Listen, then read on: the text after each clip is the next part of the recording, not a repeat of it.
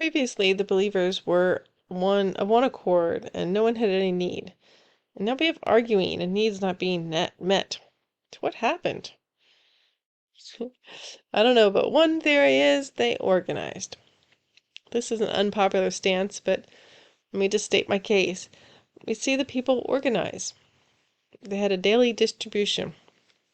And we see this back with Moses delegating, and we see the same sort of divvying up of people into various size groups in David's army as well.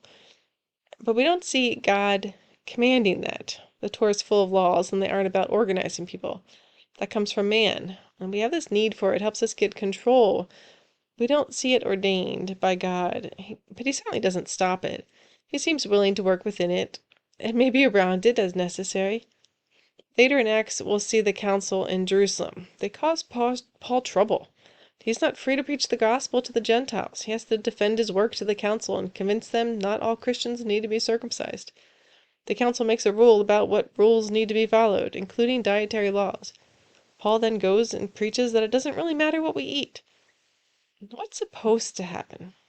We're supposed to live and move and have our being in Christ.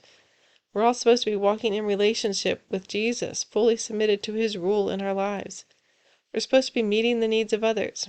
It doesn't have to happen through committee. We do see the church organize in what seems to be a really good way when they put aside money each week to build a collection to send to churches in another area where there is famine. In Acts 6, the people nominate leaders for the widows' ministry, full of the Spirit and wisdom.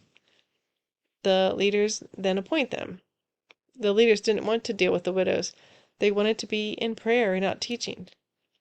We each have a role, and we should be free to work in our gifting.